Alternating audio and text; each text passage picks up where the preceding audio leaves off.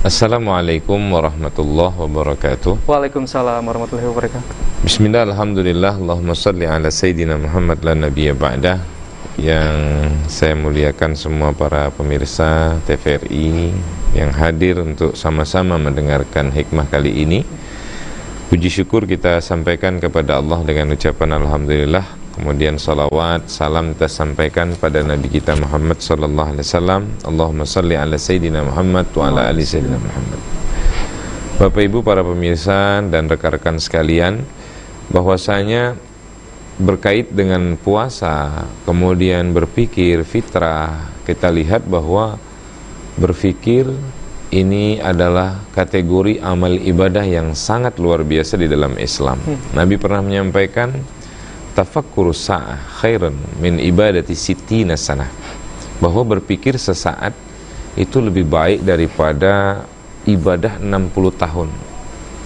Dan kemudian fitrah, kata-kata fitrah ini kita lihat dari redaksi teks hadis Rasulullah SAW yang diriwayatkan oleh Imam Bukhari. Disebutkan oleh Rasulullah dari Abu Hurairah radhiyallahu an, kullu mauludin yuladu 'alal fitrah. Setiap manusia yang dilahirkan ini dalam keadaan fitrah. Fitrah ini artinya ada yang bilang suci, ada yang bilang bersih. Tetapi dalam kaitannya, kita kaitkan dengan Al-Quran nantinya, bahwa ketika Allah katakan dalam surat Ar-Rum ayat 30, menyatakan di dalamnya fitratallah allati fataran nas 'alaiha, bahwa Allah yang mencenderungkan fitrah manusia ini untuk ibadah kepada Allah. Otomatis di dalam diri manusia ini ada cenderung ibadah kepada Allah. Ini arti fitrah. Pernah diterjemahkan oleh ahli bahasa yang saya kutip, dilihat dari Raghib Al-Asfahani dalam kitab Mu'jam Mufradatil Fadil Quran. Disebutkan bahwa fitrah ini adalah ma rakasa fihi min quwwatin ala ma'rifatil iman, sesuatu yang ditancapkan oleh Allah di dalam diri manusia, yaitu berupa kekuatan atas mengetahui iman dalam hati. Maka para pemirsa yang saya muliakan, ada satu riwayat yang menceritakan bahwa jika ada anak yang baru lahir, kemudian diletakkan di tengah hutan misalnya, tidak ada pengaruh apapun, maka saat itu dia akan besar, tumbuh, dewasa, akan beriman. Kenapa? Karena fitrah manusia itu adalah iman dalam hatinya, ada agama dalam hatinya, Islam dalam hatinya. Ini yang pertama menurut kata fitrah dari beberapa ahli bahasa. Kemudian para pendengar, para pemirsa yang saya muliakan, kita lihat juga ada bahasa fitrah ini.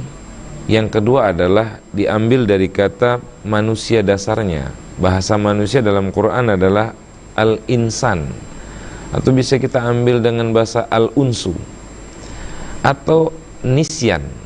Jadi kata al-insan ini banyak makna.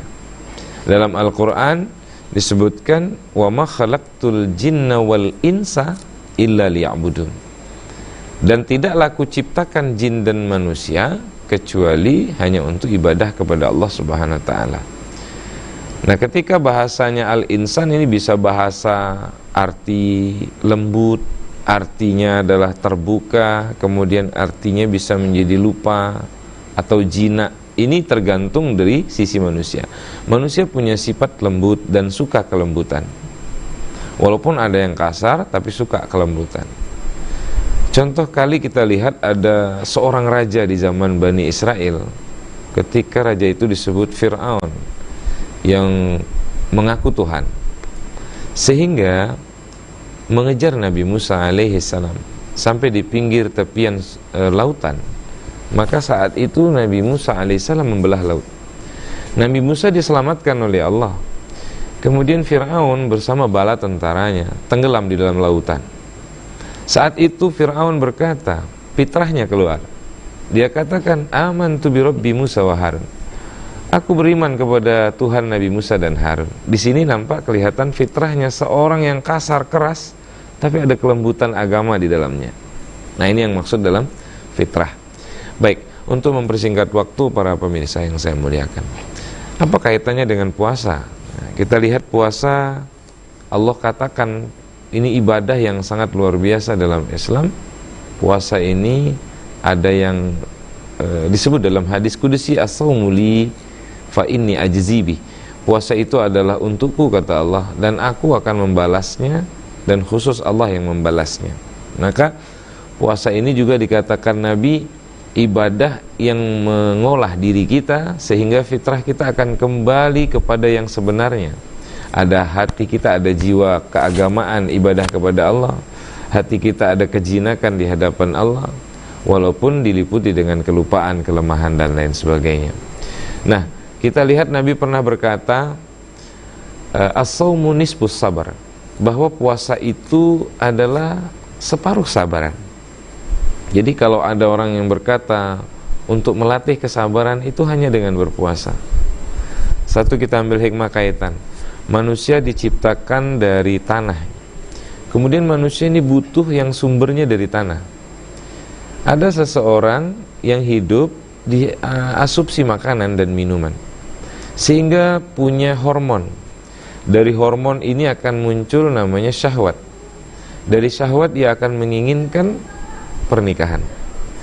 Nah, ketika kata Nabi, man istata'a minkumul ba'ah falyatazawwaj. Siapa yang kalian sanggup menikah, nikah, kata Nabi. Kenapa? Karena itu akan menyalurkan syahwat. Karena kita adalah manusia yang makan, minum, kemudian ada muncul syahwat dan kita salurkan syahwat. Nah, kemudian kata Nabi, kalau tidak mampu maka berpuasalah. Nah, berpuasa ini tidak asumsi makan dan minuman, sehingga nafsu syahwat tidak terolah pada diri kita. Nah, dengan puasa kita mengerti bahwa fitrah kita sebagai manusia, kita ada yang disebut hamba yang punya kejinakan, tapi ujungnya adalah ketaatan ibadah kita kepada Allah Subhanahu wa ta'ala.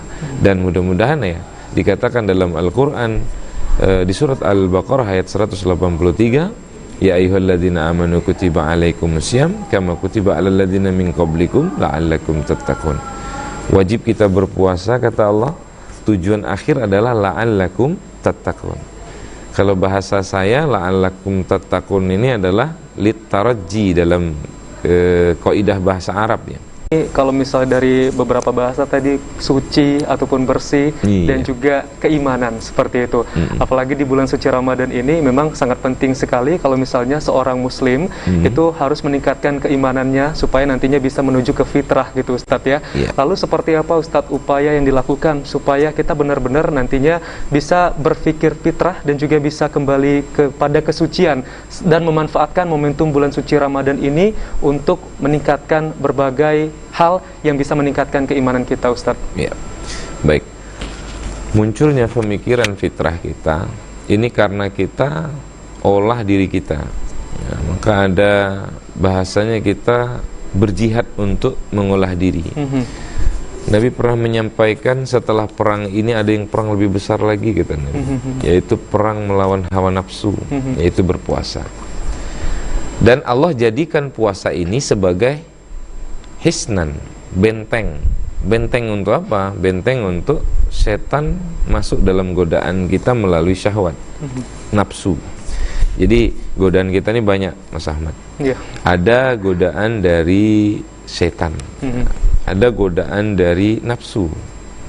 Kalau godaan dari setan ini Allah katakan dalam Quran ya, kita baca surat An-Nas, maka setan akan mundur. Maka disebut sifat setan ini al-khannas. Setan ini selalu mundur. Kalau kita ingat Allah, maka setan akan mundur. Tapi kalau kita lupa Allah, setan akan maju. Itu sifat setan, namanya al-khannas. Nah, tetapi kalau kita masuk ke hawa nafsu, ini agak berat. Maka nafsu ini kita lawan hanya dengan puasa. Sehingga puasa bisa mengolah diri kita menjadi hamba Allah yang mampu memiliki iman yang benar, sehingga ibadah kita benar, maka muncul pemikiran kita, pemikiran yang fitrah, pemikiran yang benar di hadapan Allah Subhanahu wa ta'ala. Ada orang yang ketika beribadah di hadapan Allah tetapi belum menghasilkan baik, seperti sholat ya contohnya. Bahasa sholat itu inna sholata tanha anil fahsya wal munkar. Terbentuk akhlak sehingga terbebas dari perbuatan keji dan mungkar. Tapi tidak sedikit ada orang yang sholat masih banyak berbuat mungkar. Ternyata fitrahnya belum ketemu. Oh, dilihat teliti, ternyata sholat yang dikerjakan ini tidak mengikuti syariat, aturan-aturan.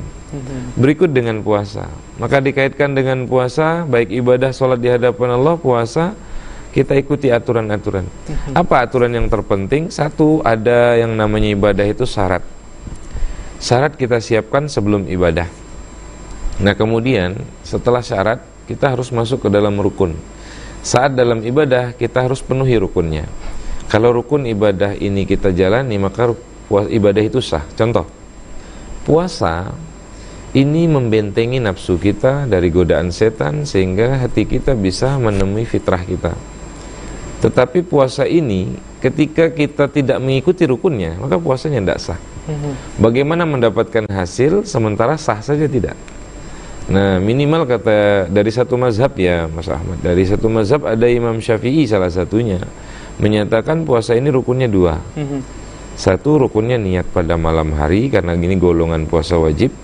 Yang kedua adalah menahan dari yang membatalkan puasa. Nah, dua hal ini sehingga puasa sah, baru kita tingkatkan, sehingga bisa membuat jati diri kita memenuhi fitrah kita, bisa beriman, berpikir cerdas dan lain sebagainya. Nah ini Mas Ahmad ya, sementara ya. Oke, jadi masih banyak juga amalan-amalan sunnah lainnya yang bisa dikerjakan di bulan suci Ramadan ini Ustadz ya, supaya nantinya kembali ke suci ini lebih terasa gitu Ustadz. Dan ketika mungkin kita sudah melaksanakan Idul Fitri ataupun kembali ke fitrah, itu memang benar-benar insya Allah beberapa dosa-dosa kita yang telah lalu itu dihapuskan. Nah ini untuk anjuran untuk amalan-amalan sunnah yang bisa dikerjakan di bulan suci Ramadan ini apa saja Ustadz? Iya baik, amalan-amalan sunnah yang membuat jati diri kita akan berjumpa dengan Allah, di antara lain ya perbanyak baca Al-Quran. Karena dalam Ramadan ini Al-Quran diturunkan. Syahrul Ramadan alladzi unzila fihi Al-Quran. Jadi Quran diturunkan dalam Ramadan, sehingga kita berada dalam Ramadan ini mengikuti anjuran sunnah, membaca Quran, tadarus Quran, membaca dengan tadarusan sedikit berbeda. Ada bahasa kita tadarus. Tadarus ini adalah ada gurunya, ada yang membacanya atau muridnya, kemudian ada pelajarannya di dalamnya. Nah, ini disebut tadarus. Kalau cuman hanya membaca itu tilawah ya. Kalau kita baca tilawah. Dalam Ramadan ini untuk mengambil sunnah adalah tadarus Quran. Selain baca, kemudian kita belajar ilmunya bersama guru yang mengajarkan. Ini yang baik. Bukan hanya belajar sendiri takut salah arah ya. Kalau kita belajar sendiri takut kita salah arah. Dan amalan sunnah yang lain, kenapa kok Quran bisa juga membentuk jati diri kita menemui fitrah? Karena Quran ini dikatakan oleh Allah, ala bizikrillahi tatmainnul qulub. Dengan mengingat Allah kita bisa hati tenang. Hati tenang inilah yang masuk nur cahaya hidayah Allah dalam hati kita. Nah untuk itu Quran salah satu sarana untuk zikir kita kepada Allah Subhanahu wa Ta'ala. Nah ini, dan amalan sunnah lain ya banyak ya Mas Ahmad ya, seperti sodako, zikir dan lain sebagainya. Jadi memang banyak sekali yang bisa kita kerjakan di bulan suci Ramadan ini Ustadz ya. Karena memang ibadah-ibadah yang dilakukan ini insya Allah pahalanya akan dilipat gandakan seperti itu Ustadz ya. Nah Ustadz, kita kan nantinya akan kembali ke fitrah nih untuk memanfaatkan momentum bulan suci Ramadan ini.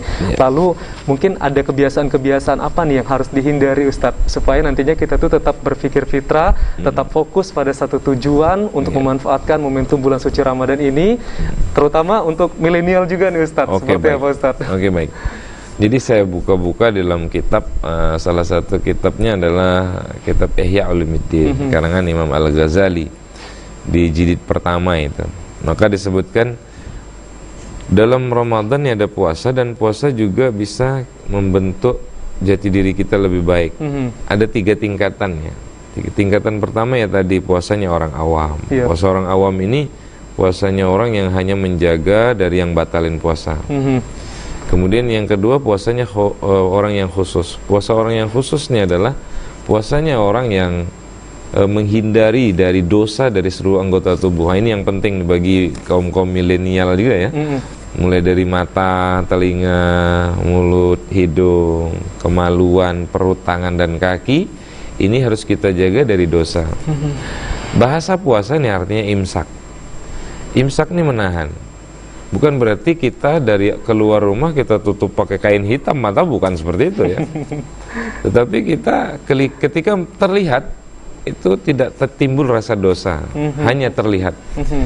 Setelah terlihat, maka kita harus bertahan jangan melihat. Nah ini yang penting. Terlihat tidak dosa, tapi melihat yang kedua ini dosa. Maka tahanlah mata kita. Nah ini yang berat bagi kaum milenial, karena ya bersentuhan dengan hal-hal yang wah ya setiap hari. Banyak Ustadz. Godaan setiap hari. Belumnya masuk di pasar beduk, nanti kalau ada pasar beduk ya.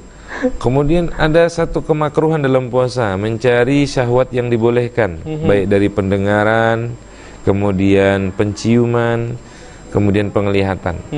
Syahwat yang dibolehkan contohnya mendengar musiknya. Ini sebenarnya hal-hal yang dibolehkan. Dibolehkan ya? Dibolehkan. Tapi dalam Ramadan, dalam berpuasa, ini hal yang disebut kemakruhan. Makruh di dalam puasa, sehingga mengurangi jati diri kita akan mencapai kefitrahan yang murni ya nanti di akhir Ramadan. Nah ini insyaallah. Mudah-mudahan kita semangat ya, dari anggota tubuh kita jaga dari kemakruhan, yang dilarang, yang diberikan dosa dari Allah kita tinggalkan. Insyaallah ini akan bisa membentuk diri kita fitrah yang sempurna. Oke, jadi harus terus menjaga setiap dimanapun kita berada Ustadz, seperti itu Ustadz ya. Mulai dari pandangan, penciuman dan lain sebagainya. Ustadz, ini ada pertanyaan juga, kalau misalnya pahala di bulan suci Ramadan ini dilipat gandakan, tapi kalau misalnya yang berbuat dosa apakah juga dilipat gandakan untuk dosanya, atau seperti apa Ustadz? Iya benar. Jadi Ramadan memang disebutkan dalam hadis Rasulullah, apabila datang Ramadan, futihat abwabul jannah, dibuka pintu surga, ditutup pintu neraka, dan dibelenggu setan. Dibuka pintu surga artinya orang yang beribadah lipat gandanya lebih, yang sunnah menjadi pahala fardu ya. Kita pahala sunnah fardu. Tapi salah satu diantara kita berbuat dosa dalam Ramadan, ini lipat gandanya juga sesuai dengan pahala yang dilipat gandakan. Tapi setelah terjadi ya, kalau hanya berencana belum tercatat. Oke, kalau cari pahala niat dulu udah dapat pahalanya gitu Ustaz ya. Pahala. Tapi kalau dosa niat ya, belum tercatat sampai dia melakukan dosa. Bahkan dalam satu kitab setelah melakukan dosa 6 jam ditunggu untuk bertobat. Oh gitu. Belum dicatat.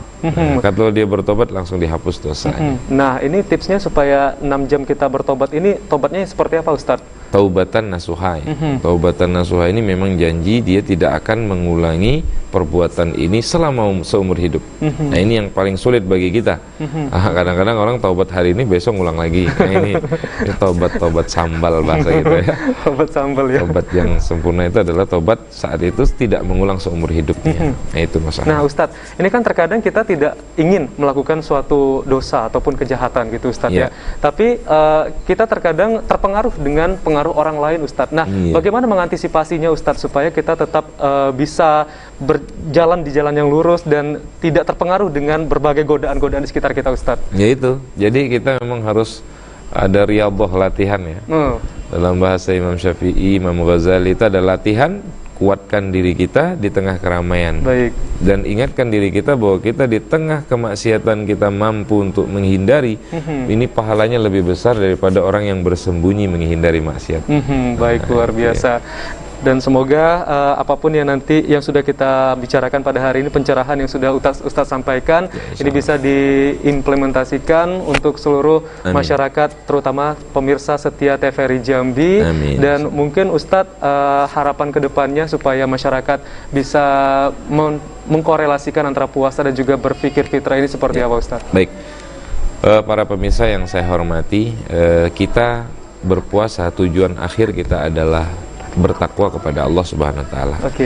Baik, supaya kita baik, kita insya Allah bisa menjadi orang yang bertakwa. Baik, semoga apapun yang kita lakukan di bulan suci Ramadan ini, insya Allah nanti akan diganjar oleh pahala yang berlipat ganda oleh Allah Subhanahu wa taala. Dan semoga tidak hanya kegiatan-kegiatan ataupun amal-amal individu saja, tetapi juga berbagai aspek-aspek lainnya memang harus terus kita perhatikan supaya kita mendapatkan berkah di bulan suci Ramadan ini. Dan pemirsa, demikian Hikmah Ramadan pada sore hari ini. Terima kasih sudah menyaksikan kami. Wassalamualaikum warahmatullahi wabarakatuh.